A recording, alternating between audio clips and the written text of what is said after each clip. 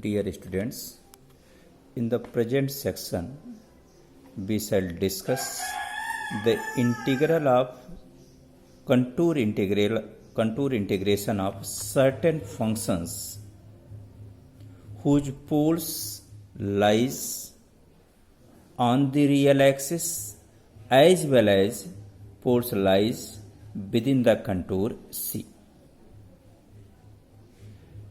In such type of problems, we shall exclude the poles which lies on the real line by enclosing it with a semi-circle centered at that pole and of small radius drawn in the upper half of the plane. That is, मान लीजिए कि ये आपको जिस problem को आप solve कर रहे हैं, रियल एक्सिस बना दिया, इमेजिनरी एक्सिस बना दिया, एक लार्ज रेडियस का सेमी सर्कुलर कंटूर आपने ले लिया, उसको कहा दिया mod Z is equal to capital R. इसका मतलब इसका जो रियल एक्सिस वो वेरी करा है X equals minus R to लेकर के एक्स इक्वल्स प्लस आर तक। ये हो गया इस सर्कल, ओरिजिन हो गया सर्किल का। आर्क को डिनोट कर दिया हम लोगों ने कैपिटल गामा से, क्योंकि अगर इसका स्टार्टिंग पॉइंट ए है तो ए से ओ तक हम मूव किए, फिर ओ से बी तक गए और बी से ए तक आएंगे, तो इसका मतलब स्टार्टिंग पॉइंट और एंड पॉइंट एक दूसरे से कोइंसाइड कर रहे हैं। इसका मतलब यह क्या बन गया, एक क्लोज्ड कंटूर बन गया। अब इन केस अगर जो प्रॉब्लम आपको दिया गया है जिसे आप कंटूर इंटीग्रेशन से सॉल्व करें, मान लीजिए कि उसका पोल अगर z इक्वल्स 0 पे मतलब ओरिजिन पे लाई कर रहा है, तो आपसे ये कहा जा रहा है कि अगर पोल ओरिजिन पे लाई कर रहा है इसका मतलब रियल एक्सिस पे लाई कर रहा है, और रियल एक्सिस पे अगर लाई कर रहा है तो उस पॉइंट को सेंटर मानकर, पोल जहां पर भी रियल एक्सिस पे लाई कर रहा हो उस पॉइंट को सेंटर मानकर एक स्मॉल रेडियस का circle upper half of the plane में ही ड्रा कर देते हैं। एक स्मॉल रेडियस का सर्किल, तो एक mod Z is equal to small R, जिसका सेंटर कहां पे है, ओरिजिन पर, रेडियस क्या है, स्मॉल आर। इसका मतलब इस पॉइंट का कोऑर्डिनेट होगा माइनस और यहां पे डिनोट कर देंगे क्या, आर से, माने माइनस आर कामा 0 और आर कामा 0। ये हो गया। तो स्मॉल रेडियस का सर्किल हम ड्रा करेंगे और इस सर्किल के आर्क को किससे डिनोट कर दिया, स्मॉल गामा से। तो अब देखेंगे जो पोल रियल एक्सिस पे लाई कर रहा था उस पोल को सेंटर मानकर हम लोगों ने क्या किया, एक स्मॉल रेडियस का सर्किल इस तरीके से ड्रा कर रहे थे कि वह upper half of the plane में ही लाई करे, upper half of the plane, ताकि उस पॉइंट को जो पोल रियल एक्सिस पर लाई कर रहा था उसे हम एक्सक्लूड कर सकें। अब एक मॉडिफाइड कंटूर आपके सामने आ गया। मान लीजिए ए से आपने मूव किया, इस पॉइंट को अगर हम डी कह दें तो ए से आए डी तक, फिर डी से मूव करते हुए कहाँ तक पहुँच गए, ई तक, आर्क पे मूव किए, और फिर ई से मूव करते हुए आप कहाँ पहुँच गए, बी पर, और फिर बी से मूव करते हुए फिर कहाँ पर आ गए, ए पर। इसका मतलब अब भी तो यह क्लोज कंटूर बना, लेकिन जो पहले क्लोज कंटूर आपने बनाया था उसे आपने क्या किया, मॉडिफाई कर दिया। और अब यह मॉडिफाइड क्लोज कंटूर जो आपको मिला, दिए गए फंक्शन का इस मॉडिफाइड क्लोज कंटूर के अलांग हम contour integration with the help of Cauchy residue theorem कर सकते हैं। फॉर एग्जाम्पल, मान लीजिए एक एग्जाम्पल ले लेते हैं इसको समझने के लिए। कहा evaluate this integral sine M x upon x with respect to X and limit is 0 to infinity. Integral 0 to infinite sin x mx upon x with respect to x and solve this with the help of calculus of residue।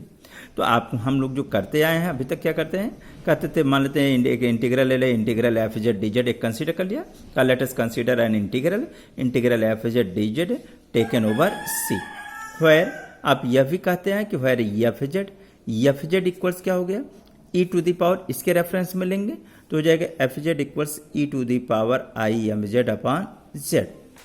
अब आप सी के बारे में बोलना शुरू करेंगे तो कहेंगे C is a closed contour consists a large semi circle mod Z is equal to capital R along with part of the real axis x equals minus R to x equals plus R. लेकिन यह भी देखेंगे जो आप ले रहे हैं, अगर इसका पोल देखें तो z इक्वल्स 0 पे आएगा। इसका मतलब आपको कहना पड़ेगा कि identifying the path at z equals 0, और इस पाथ को क्या किया, स्मॉल रेडियस के सर्किल से बना दिया। इस पर एक स्मॉल रेडियस का z इक्वल 0 को सेंटर मानकर एक स्मॉल रेडियस का सर्किल ड्रा कर दिया और उसके आर्क को डिनोट कर दिया स्मॉल गामा से। तो जो मॉडिफाइड कंटूर हुआ उसके अलावा हम प्रॉब्लम को सॉल्व करना चाहें तो बाई कॉसेज रेसिड्यू थ्योरम अब कह सकते हैं कि integral of F Z D Z taken over C is equal to 2 pi i into R plus, ये कह दिया। लेकिन अब अगर इसको आप समझना चाहते हैं तो इसको यहां से मूव करते हैं। तो जब ए से चल करके आप डी तक आएंगे इसका मतलब रियल एक्सिस पे मूव करेंगे और रियल एक्सिस के लिए हम लोग क्या लिखते थे एफ एक्स डी एक्स, लेकिन एक्स का वेरिएशन रियल एक्सिस पे क्या हो जाएगा minus capital R to minus small r, ये हो गया। प्लस फिर आ जाएगा आपका इंटीग्रल। अब आप इस आर्क पे मॉडिफाइड कंटूर के आर्क पे मूव कर रहे हैं, यहां से नहीं, इसको एक्सक्लूड कर चुके हैं आप। तो डी से चल करके आर्क पे होते हुए कहां तक आएंगे ई तक, लेकिन आर्क को किस नाम से डिनोट किया गामा से, तो ये हो जाएगा एफ जेड डी जेड, क्योंकि उसमें जेड भी इन्वॉल्व, वो एक्स और वाई दोनों इन्वॉल्व होंगे। प्लस फिर आगे स्मॉल आर से शुरू करके कहां तक आएंगे कैपिटल आर तक, रियल एक्सिस पे मूव करेंगे तो हो गया small r to capital R, और रियल एक्सिस पे मूव करेंगे तो फिर एफ जेड के बजाय क्या लिखेंगे f x d x. Plus फिर जो ही इस पॉइंट बी को ड्रॉप करके आप आर्क पे मूव करना शुरू करेंगे, एक्स वाई दोनों इन्वॉल्व होगा और आर्क पे मूव करते हुए कहां तक आएंगे ए तक, तो गया integral F Z D Z. Arc को क्या नाम दिया है, लार्ज रेडियस के सर्किल के आर्क को नाम दिया कैपिटल गामा आर्क को, तो ये कैपिटल गामा हो गया is equal to 2 pi i into R plus, ये हो गया आपका पहले जैसा का। अब थोड़ा सा इसको मॉडिफाई करके लिख सकते हैं, integral minus R to minus R capital R to small R. F X equals आपके कंसिडरेशन के अनुसार एफ एक्स इक्वल्स हो जाएगा E to the power I am x upon x with respect to x, plus integral along gamma F Z D Z, F Z हो जाएगा आपका E to the power I am Z upon Z with respect to Z taken over small gamma, plus integral small r to capital R F x e to the power I am x upon x with respect to x, plus integral along capital gamma F z that is e to the power I am Z upon Z with respect to z is equal to क्या 2 pi i into R plus. यू में से it is equation number 1। फिर R plus के बारे में आपको बताना पड़ेगा कि फिर R plus is nothing, it is the sum of residue at the poles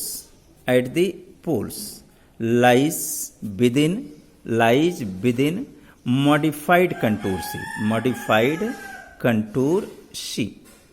ये कहा मॉडिफाइड कंटूर क्यों कहा है, क्योंकि हमको z इक्वल 0 पर पोल मिल रहा था, सिमुलैरिटी मिल रही थी, तो चूंकि वह पोल आपके रियल एक्सिस पे लाई कर रहा था इसलिए उस पॉइंट को सेंटर मानकर हम लोग स्मॉल रेडियस का circle upper half of the plane में इस तरीके से ड्रा किए हैं ताकि उस पॉइंट को हम क्या कर सके एक्सक्लूड कर सके। अगर नीचे से ड्रा कर देते तो इंक्लूड हो जाता, और जबकि कॉची रेसिड्यू थ्योरम कहता कि हम सिर्फ उन्हीं फंक्शंस पर रेसिड्यू कैलकुलेट कर सकते हैं जो कंटूर के अंदर लाई करें, और अगर बाउंड्री पर कोई ला रहेगा तो उसके लिए नियम क्या बना कि उस पॉइंट को हम एक्सक्लूड कर देंगे। तो अगर रियल एक्सिस पर लाई कर रहा था z इक्वल 0 तो उसे एक्सक्लूड कर दे, तो मॉडिफाइड कंटूर ये हुआ। अब देखेंगे मॉडिफाइड कंटूर में इस फंक्शन का कोई भी पोल लाई नहीं कर रहा था, एक ही पोल मिल रहा था, वो भी कहाँ लाई कर रहा था रियल एक्सिस पर, तो आप उसे एक्सक्लूड कर चुके हैं। तो आप लिखेंगे कि since no poles of F Z lies, logic दे रहे हैं, lies in the modified contour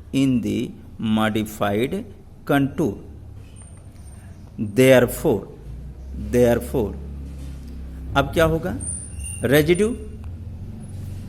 क्या होगा 0 हो जाएगा, since no poles of F Z lies in the modified contour therefore equation 1 may be written as कहा हुआ क्या, अब ये हो जाएगा integral minus capital R to minus small r e to the power I am x upon x with respect to x, plus integral e to the power I am Z upon Z with respect to Z taken over gamma, plus integral small r to capital R e to the power I am x upon x with respect to x, plus integral along capital gamma e to the power I am Z upon Z with respect to z is equal to क्या हो गया 0। ये modify हो गया क्योंकि कोई भी पोल modified contour में नहीं लाई कर रहा है, इसलिए आर प्लस की जगह क्या हो गया 0 हो गया।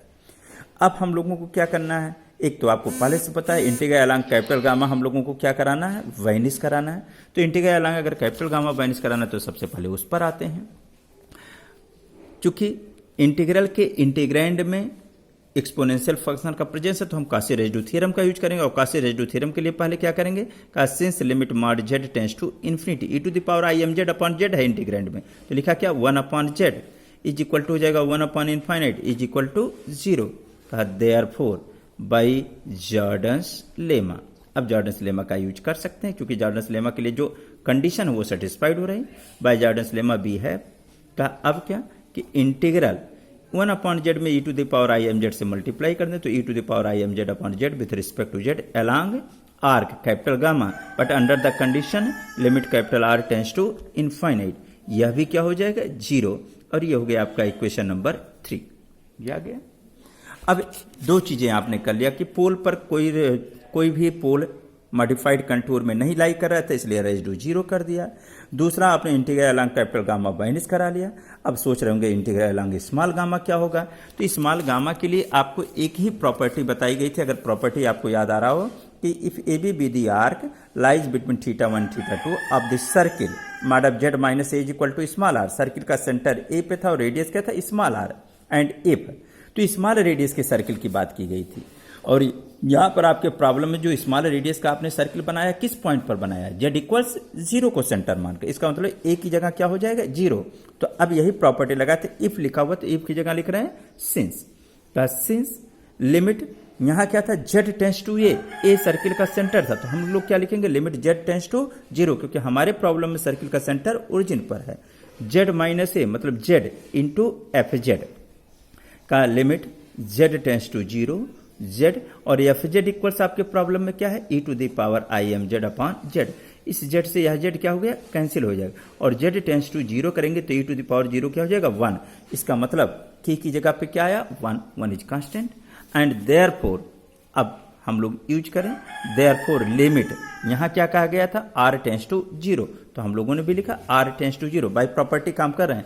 इंटीग्रल अलोंग ए बी हम लोगों का स्मॉल सर्किल पे जो आर्क है उसको किससे डिनोट किया है स्मॉल गामा से। लार्ज सर्किल पे आर्क कैपिटल गामा से, स्मॉल सर्किल पे आर्क को हम लोगों ने डिनोट किया अपने प्रॉब्लम में स्मॉल गामा से।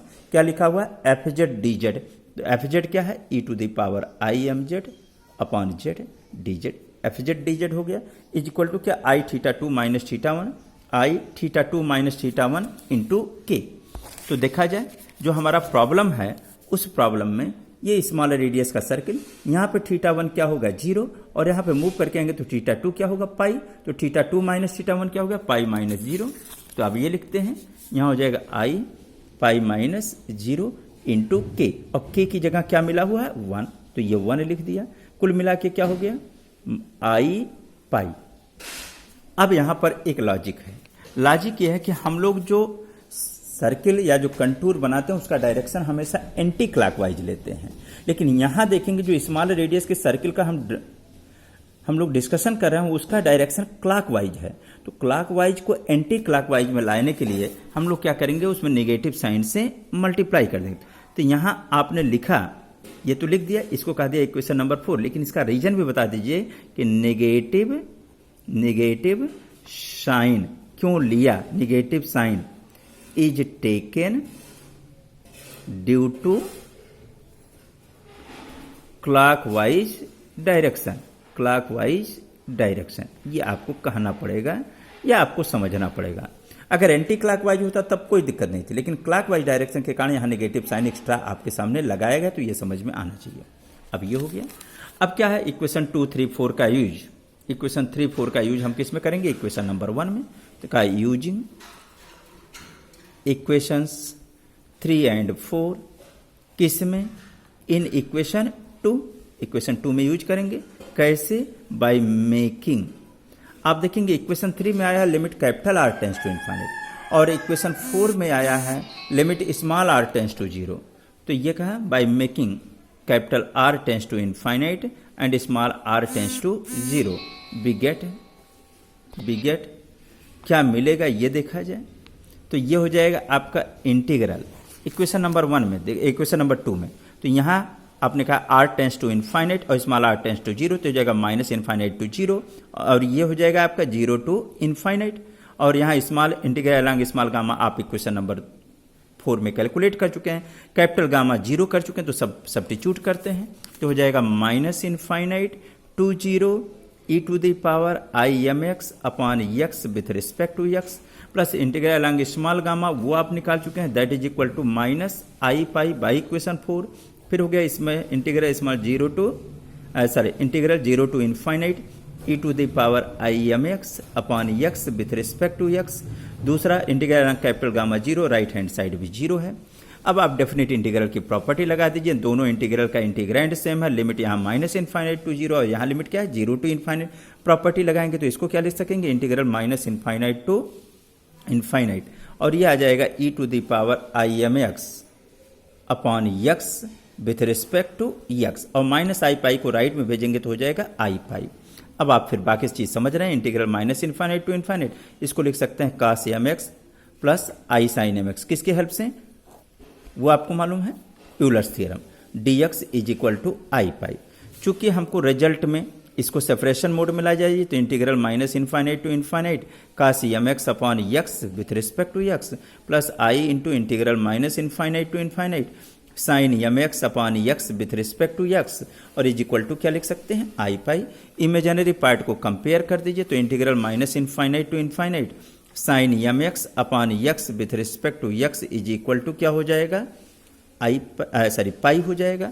क्योंकि इंटीग्रैंड आपको लग रहा है कि इवन फंक्शन है और ये प्रॉपर्टी हम लगा सकते हैं, तो इसको लिख सकते हैं twice time integral zero to infinite sine M x upon x with respect to x, और उस ट्वाइस को राइट में ले जाएंगे तो यह क्या हो जाएगा पाई बाई 2।